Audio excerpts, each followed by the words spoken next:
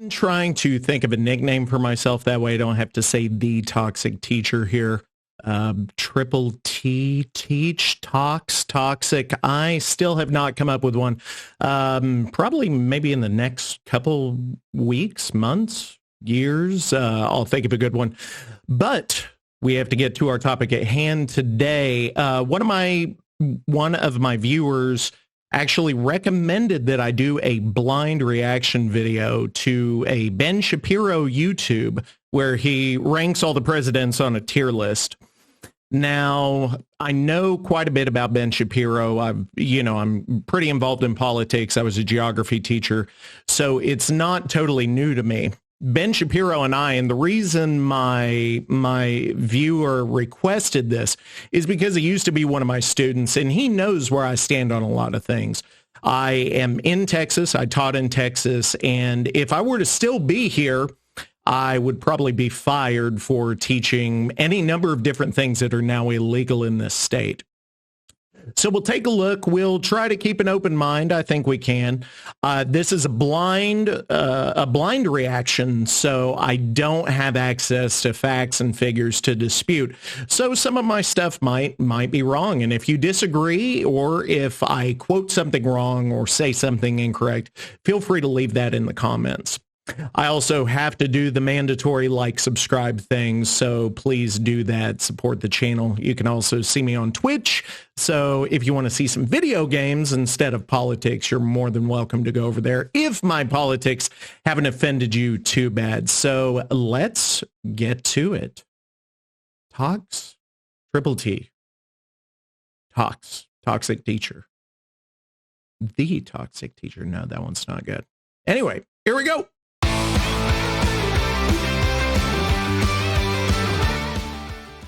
On this tier list, we have 5 tiers. We have S, which I suppose stands for superior since it's at the top of the list. And then we have A, B, C, and F. Now, I'm really missing the letter D here, I will admit to you, because there are a bunch of presidents here who I think are actually D. But because they are D, I'm going to put them in the F category. We'll get to those. I would probably disagree with him there. I think he should put the letter D on there. And I'm not sure what his reasoning is for not doing that, because that would separate kind of the worst from the bad. If you have S, A, B, C, and then D, that would kind of delineate the worst of the worst from the pretty bad. This is not my video, so we'll see where he goes from there in a moment. So let's start with the presidents who are at the very tip top of the list, the best presidents in the history of the United States. Obviously, on the top of the list, George Washington, our first president, kept the country together, left office peacefully. The father of the country, a great man, easy pick, right? George Washington as number one. And then everybody knows that the other president, I'll have to stop him there. As far as George Washington goes, to be honest with you, I don't know if I would put him in the tippity top tier S.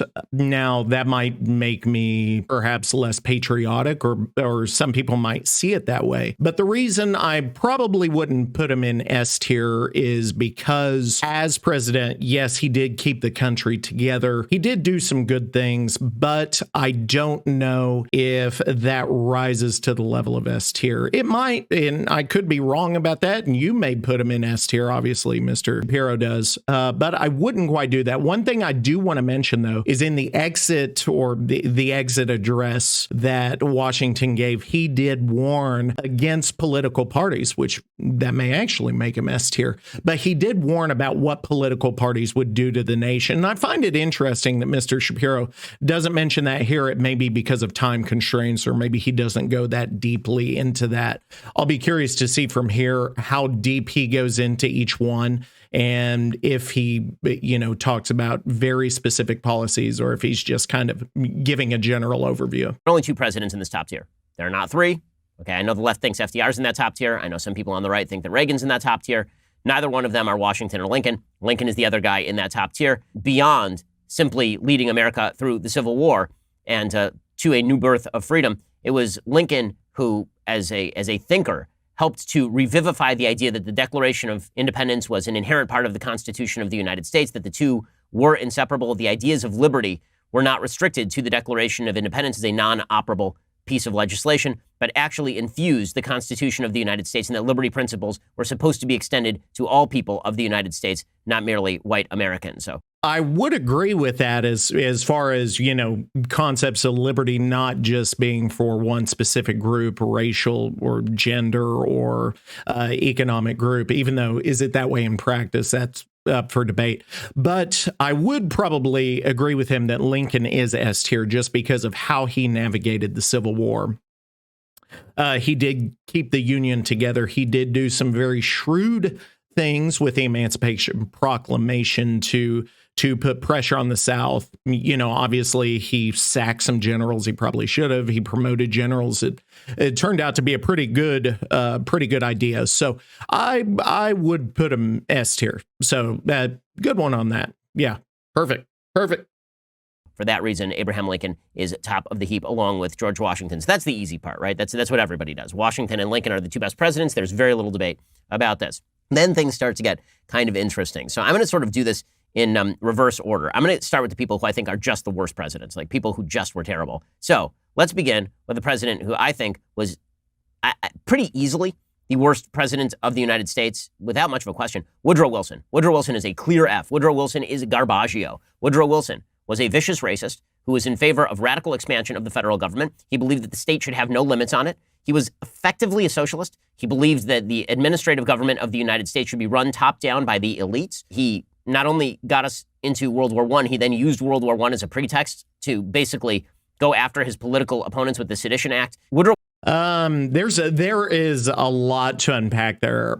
Woodrow Wilson, I wouldn't put him in F tier. He's also not S or probably even A or maybe not even B.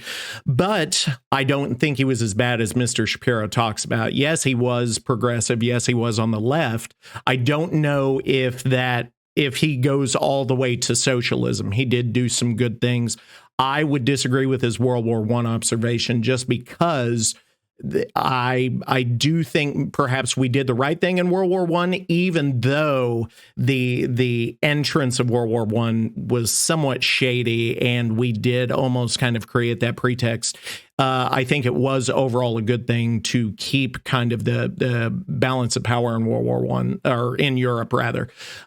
Keep it perhaps a little bit more peaceful, although it didn't actually work. I think at the time that was kind of the best option with the information we had at hand.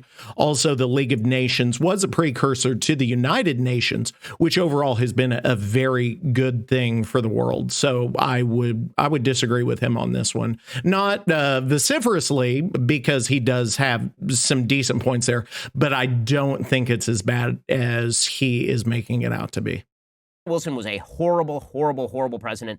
And the fact that for a long time he was considered one of our better presidents speaks to how dumb America's historical class is. The reason a lot of America's historical class likes him is because they, again, like the administrative state. The administrative state, for those who don't know, that's the idea the executive branch really should run the government, that the legislature is sort of a vestigial organ. The president should be, as Woodrow Wilson says, as big a man as he can be, as big a man as is capable of filling the office. He was a big fan of how German government was run. He was a big fan of the idea that the government was sort of the be-all, end-all. Was Woodrow Wilson. Awful, awful person, awful president. He is definitely in the F category. Other presidents. Now, I'm going to have to plead ignorance on a little bit of this, just because, as far as his admiration for the Germans and stuff, I'm not totally sure of. I would like to go back and perhaps revisit this later with some facts and statistics. And there might be a version 2 of this video where I actually put some of that in here, maybe intersperse that. But as a blind reaction, disagree, not strong disagree. I think those will come later, but I do disagree with him on Wilson. So we'll see what the other ones hold. Are in the F category. So this is where I really wish that there was like a D category right here. Note, he could make a D category if he wanted to. What would be the D category, but we're going to have to push him into the F category because we really have no other choice. There is no D category here. LBJ there is a choice. Definitely goes in that category, in that F category. So LBJ, awful president. The sole bright spot in the LBJ administration was a bright spot, and that was the Civil Rights Act. The Civil Rights Act, which is exactly right on banning all sorts of state practices of discrimination, is wrong when it comes to encroaching into private rights of association, and is wrong in some of its broad outlines as far as how to deal with the private sector. Everything else is garbage. The extension of the welfare state is garbage. The Vietnam War and his strategy in pursuing the Vietnam War, graduated equilibrium, horrible, horrible garbage. Right? So LBJ, terrible. Okay, I'm gonna have to stop him there. I think the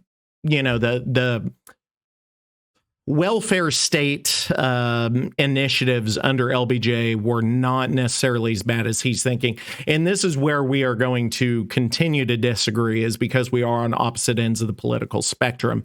Because I do think a certain amount of, of the welfare state, a certain amount of help to the poor and to the needy is definitely necessary, especially at this time, because you did have such an inequality between the races, between the classes, that there was some kind of uplifting needed. You could call it, I guess, a demonized term is income redistribution, although that's not necessarily a bad thing. And over the past, 50, 60, 70, 80 years, we've seen an income redistribution from the bottom to the top, especially since the pandemic's happened. So I don't necessarily disagree with him on that.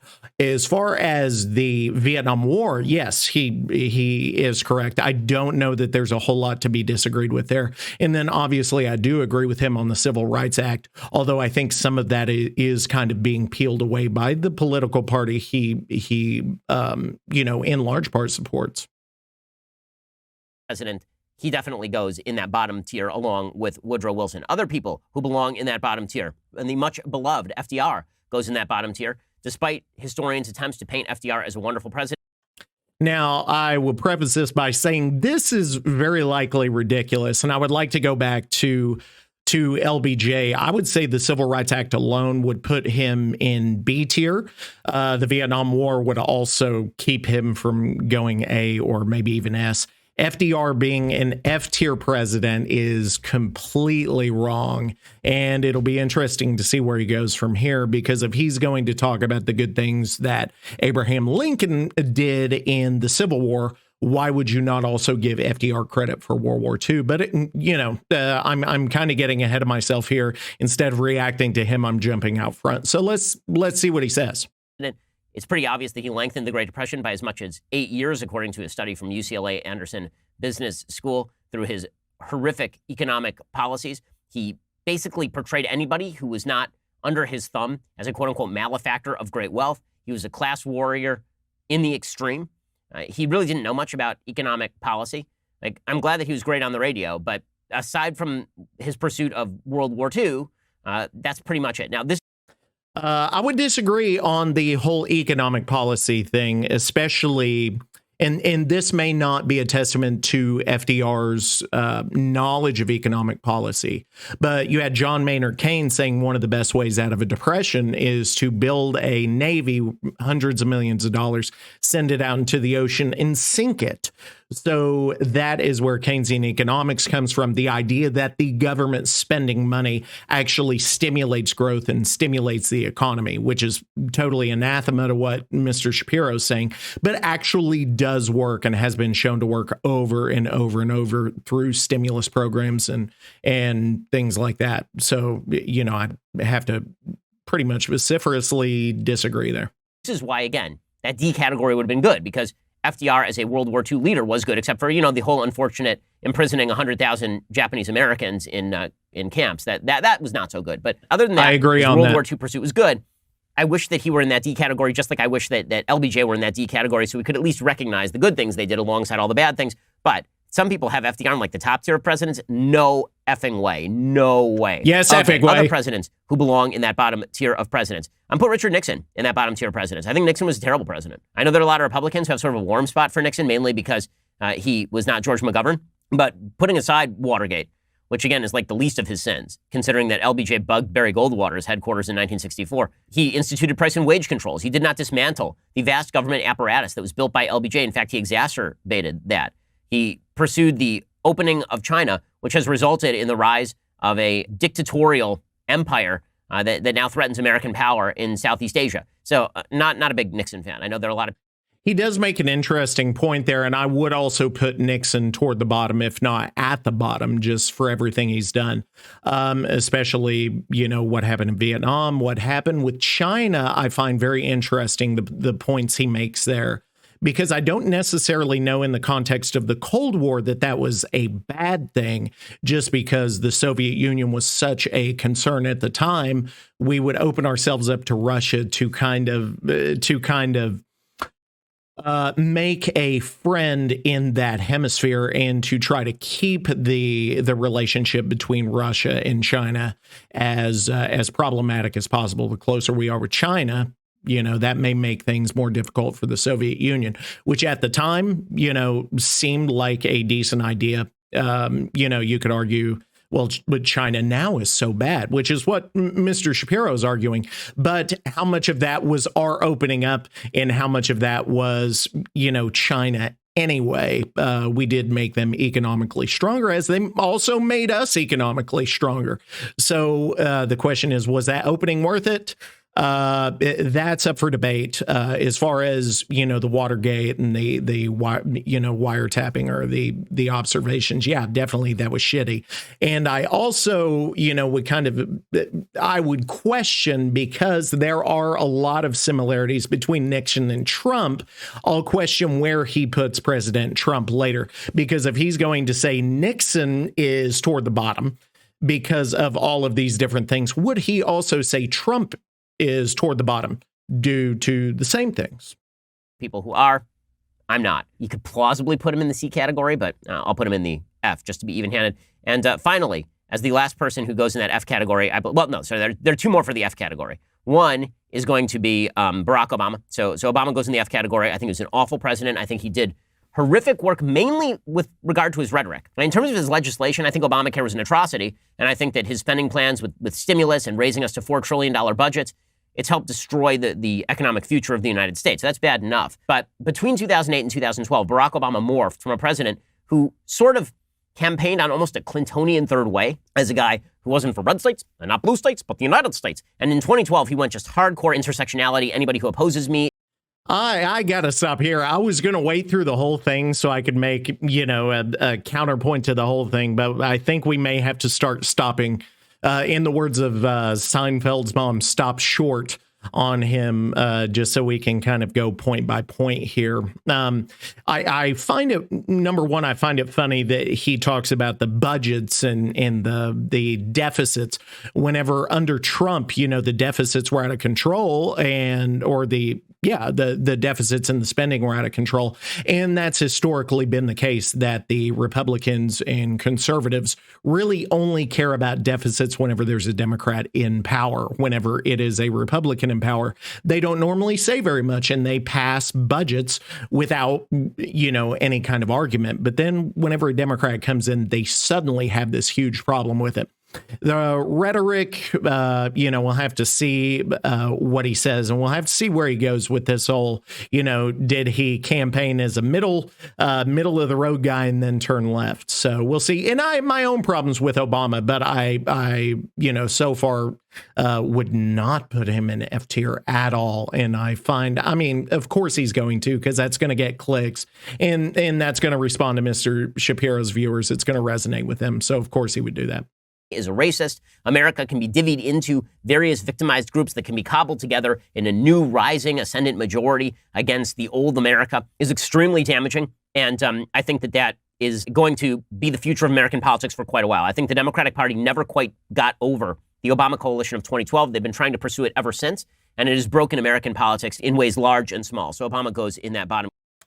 And golly, there's a lot there, because how do you say, there are victimized groups in the United States. There are marginalized groups in the United States. I don't know how you could make the case that there aren't victimized groups and marginalized groups. I would be curious to see somebody in the comments say that. And it only makes sense that these marginalized groups would have some kind of a common strand. Who is marginalizing them? What systems are marginalizing them? And what systems have historically marginalized them and victimized them?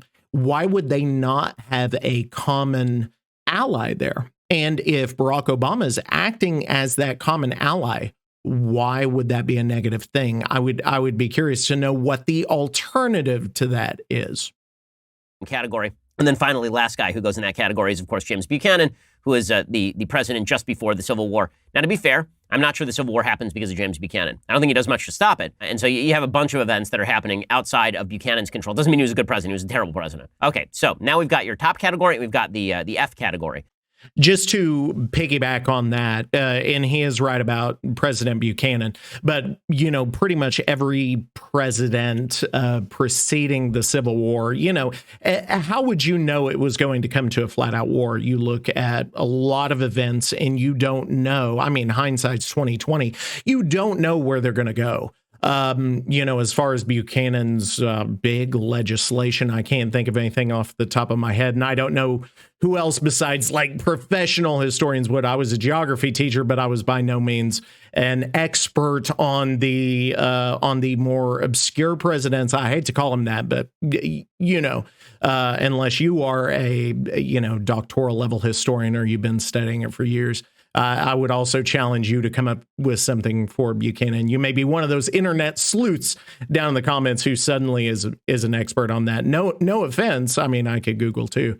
And I'm not taking that against anybody. But if you find things that say Buchanan was a wonderful president, or if you find things that say Buchanan was a terrible president, please include them, because then we can have that talk down in the comments and you'll be educating us on what Buchanan did. And I always think that's a good thing. And that's why I think this video is ultimately a good thing as well. Now we're going to do some people who are in the middle. So in the A category, which is just below S, we'll put Calvin Coolidge. So Calvin Coolidge, really underrated president. Because Calvin Coolidge is the last president in American history to truly understand that the presidency should not be a major factor in your life. Now, Calvin Coolidge was famously taciturn. They used to call him Silent Cal. There's a famous story about Calvin Coolidge where he was at some sort of dinner party and a reporter came up to him and she said to him, President Coolidge, I've just made a bet with somebody. And she said, my bet is that I can make you say more than 2 words. And he said, you lose. And that was sort of how Coolidge was. But Coolidge also had a wonderful understanding of the Constitution and Declaration of Independence. He gave a speech on July 4th, and it's one of the great orations in American history about what America means and why the foundational principles of the Declaration of Independence had led to the prosperity of the United States, how the freedoms and liberties guaranteed to individuals had led to the prosperity of the United States, that we were created by the Declaration, we were created by the Constitution, we do not get to create it. It's really That's interesting there, and I find this also interesting that he keeps intertwining the Declaration of Independence and the Constitution, and although they definitely are linked, one of them has legal power and the other one does not, and one of them piggybacks on the other one, but they are by no means, I would say, both binding legal documents. And I do agree that our liberty and the blueprint that these documents kind of lay has allowed us to be a country that's kind of unique in world history. And I'm not going to be one of those kind of America is this beacon, shining beacon on a hill, but it is pretty unique. And we have been very successful, I think in large part because of those documents. And I'm not one of those, they always want to demonize leftists as hating the Constitution, hate the Declaration of Independence. I most certainly don't. And, we can attribute a lot of our success to that. But I do think kind of maybe our use of these documents and our projection onto the founding fathers as to what these documents meant and stood for has definitely been problematic and continues to be to this day. Really good stuff. One of the tragedies of American history is that Coolidge stepped down and Herbert Hoover took over, and Herbert Hoover was in fact quite a bad president. Who else do we agree have with here? that? Well, put Reagan in that A category. And now Reagan's big problem as a president was, of course, that he didn't get the spending under control. He was also saddled with the Democratic Senate for part of his term. In terms of breaking the back of inflation in the United States through his Fed chief, Paul Volcker, in terms of radically lowering taxes in the United States and leading to 2 decades of growth, in terms of escalating defense spending, particularly on Star Wars, and breaking the power of the Soviet Union, Ronald Reagan goes near to the top of the heap. So he ends up with Calvin Coolidge, who was one of his heroes, by the way. So I do have to disagree with him here, and I think I accidentally had it muted. So it's going to be hard to argue a lot of the Reagan stuff that he mentions here, just because of the Cold War and kind of what happened, the fall of the Soviet Union, during that time period. But I don't know that that was so much due to Reagan's management of the Cold War, but maybe Soviet mismanagement. And the question is, would that have happened anyway? That's one of those counterfactuals that, we could try to argue, but obviously that's only a what if. Now, the more problematic aspect of Reagan is the deregulation. A lot of the legislation he pushed through that created more powerful corporations, less powerful workers' rights.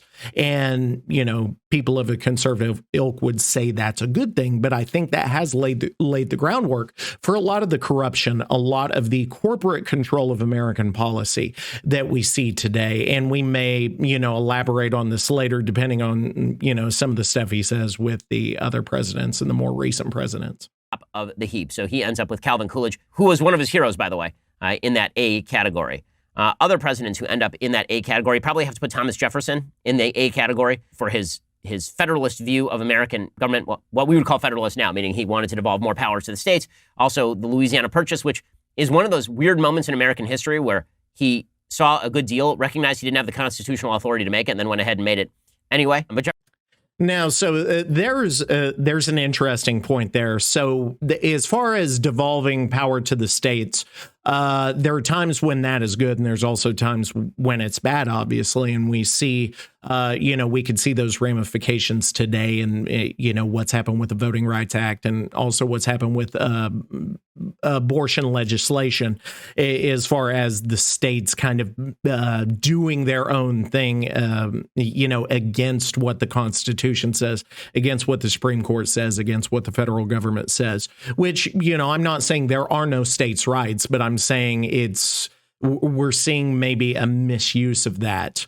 The Louisiana Purchase, I find this so interesting that Mr. Shapiro talks constantly about the Constitution and the Declaration of Independence and how important those things are. But then he says, well, he saw an advantage to breaking with what the Constitution says. And somehow that's a good thing. So apparently he is a little able to bend. Mr. Shapiro is a little able to bend whenever it is not convenient or when it's advantageous to violate constitutional principles.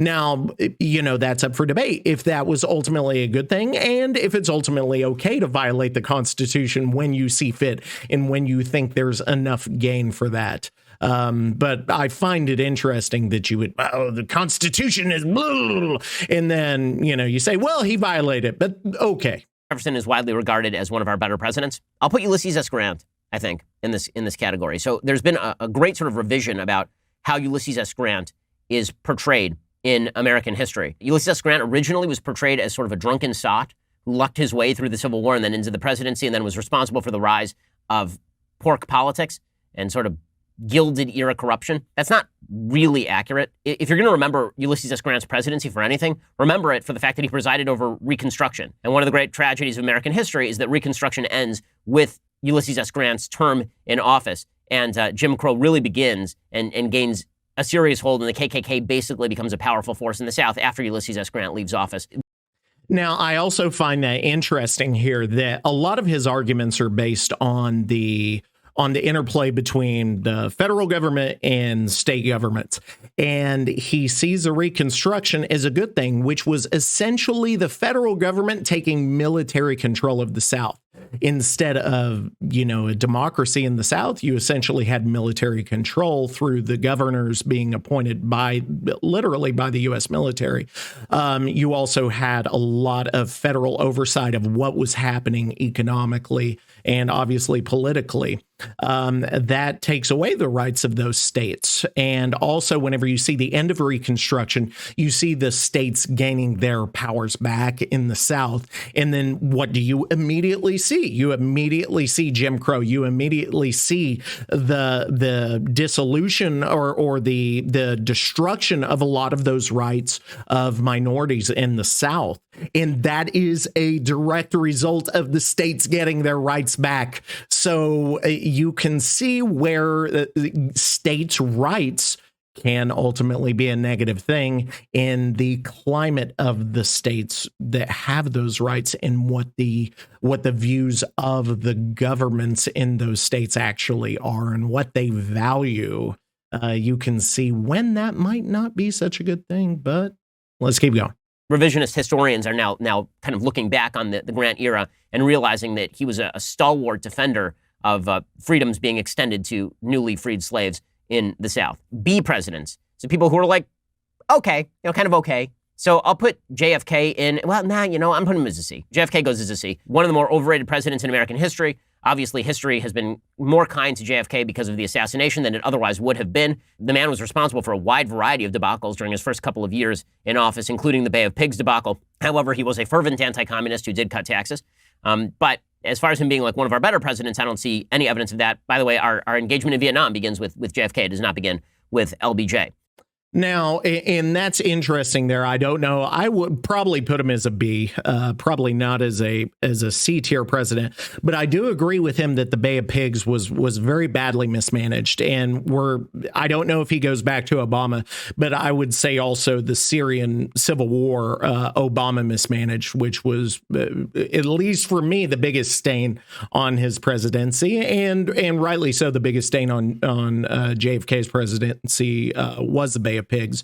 As far as him being that bad, I don't think so. I think as far as setting up our image on the world stage and setting up kind of our position on the world stage in the Cold War, I think he did a really good job of that. And I think that actually helped us moving forward. Now, Vietnam, was he acting on the best information we had at the time? And I think that, we're using hindsight to judge a lot of these guys, just like we do with ourselves, just like we do with anything else. Well, they shouldn't have done that. They shouldn't have done this.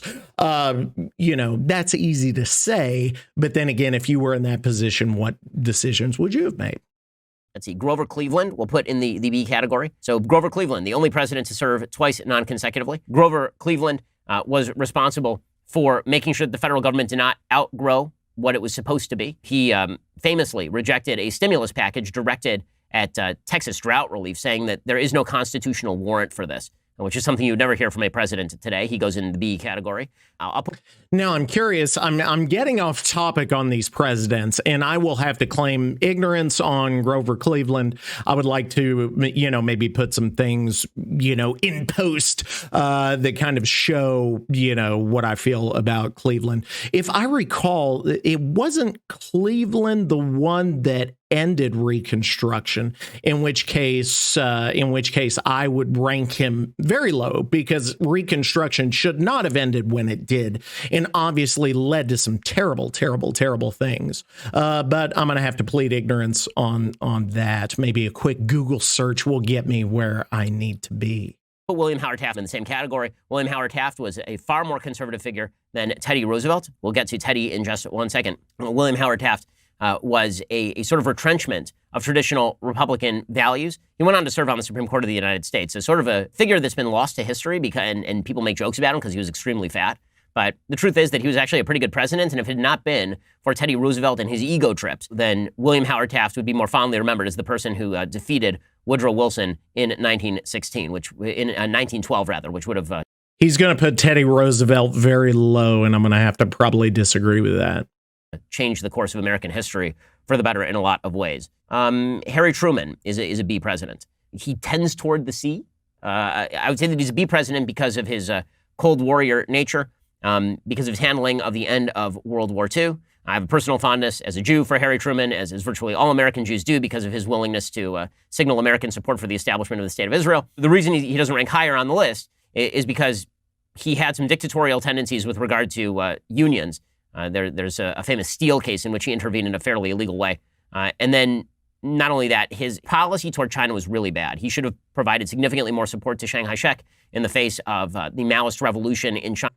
Now, I do agree with him on China, obviously, providing support to to Chiang Kai-shek against the communists. I would agree with that. I'll give him that. As far as being, anti-union, I don't know why that's necessarily a bad thing. But then again, that is our political difference. Mine versus Mr. Shapiro's, that I am more pro-union than he is. So he's naturally going to see any president who helps unions is bad, no matter what. Like unions, gatherings of workers to help each other and to gain more powers so they aren't like underfoot of the corporations is somehow a bad thing. But that's probably a video for another day. I would not say, well, he's not anti-union, so I got to put him lower. No, come on. Seriously. Oh, and the Israel thing, that's also a topic for another day. That very problematic. But I can see the argument for that. Okay, let's keep going. I'm not anti that, so don't put those words in my mouth. China, his failure to do so was instrumental in the rise of communist China. Also, his handling of the Korean War left some things to be desired. President Trump, I think, is a B president. Now, I think in terms of policy, he'd be closer to an A. I think in rhetoric, the problem is that he's really been self-defeating, the president. I think most people understand this. Now, I think that's interesting that he puts him at a B, and that kind of puts him at odds with a lot of conservatives, obviously, who would put him S, or if there's an S plus, or like I'm trying to remember in like Japanese video games, primarily Japanese video games, what like Capcom has above S, if it's SS or a triple S or S plus or S plus plus. Anyway, going off of that, I do agree with him that the rhetoric really brought Trump down, even if you agreed with his policies, that the way he spoke and the way he dealt with political opponents is god awful and is going to have repercussions for many years. We see that with what people are doing now, let's say on January 6th. You start that rhetoric and that gets that ball rolling to the point where people think it's okay to invade the Capitol and start trashing shit and, asking for the hanging of the vice president. I think that rhetoric is infinitely worse than what he said about Obama's. But I do applaud him for saying that rhetoric is bad both ways. So he knocks Trump for that. He knocks Obama for that. Although Obama's rhetoric was nowhere near Trump's rhetoric. So he's had some real rhetorical highs. I mean, he gave a great speech in Mount Rushmore, for example, that I talked extensively about. He gave an excellent speech in Poland talking about the defense of Western civilization. He has said many great things in the culture war that I think are worthy of saying. He has also said some incredibly wild and irresponsible things over the course of his presidency. He has led to less support for his agenda items that should be wildly more popular. I mean, the fact is that heading into the election, over 55% of Americans said that they were better off than they were 4 years ago. And then he performed at like 46% of the popular vote. There's only one reason for that, and that's because he was so rhetorically irresponsible. And speaking of rhetorical irresponsibility, you see his figures on, the popular vote. But then again, look at what he says the figures on the popular vote were. And I think that rhetoric is just getting worse and worse as time goes by, which, would that for Mr. Shapiro? My question would be, does that bring him down even more, that it's gotten even more and more and more wild as time has gone by? Again, on policy, you got to put Trump up with people like Ronald Reagan and Calvin Coolidge. In terms of rhetoric, you got to put him much further down the list. And so he ends up on average being in that B category. He is not an F, as so many people keep saying. That's ridiculous. He is not even close to in the same category as people like Woodrow Wilson. He's an F. A lot of the policies. That is another video for constraints of time. We could do that later. Example. I did forget one F, by the way. Jimmy Carter was an F. Jimmy Carter was a garbage president. So, as always, like all historians, I forget Jimmy Carter.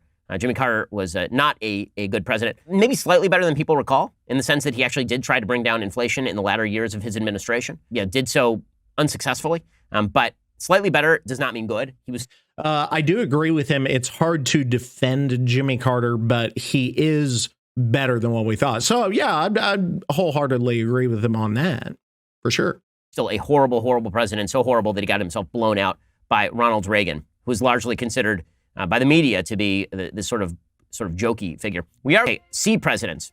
So I'm going to put Teddy Roosevelt in the C category. Again, were there a D category, he would be in the D category. Teddy Roosevelt was the first progressive president. He foreshadowed Woodrow Wilson, believed in the rise of the administrative state and this massive federal infrastructure. He pursued trust busting, which was really an irresponsible policy.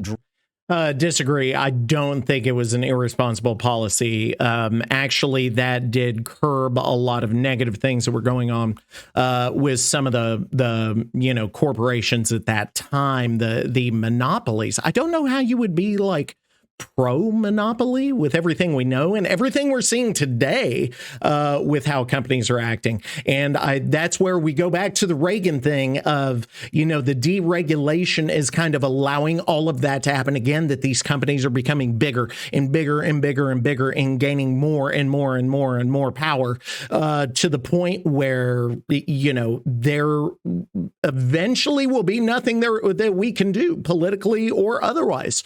And I think Teddy Roosevelt was one of the ones that tried to curb that and put a stop to it. And how that's bad, I'm not quite sure. Maybe he'll tell us how it's bad. Driven by populist need to break up big companies for no actual legal reason. I don't think that Teddy was a particularly good president. He did have expansionist tendencies that definitely maximized the territorial holdings of the United States, or at least protectorates of the United States. But overall, not a big Teddy Roosevelt fan. James K. Polk is an oft-neglected figure.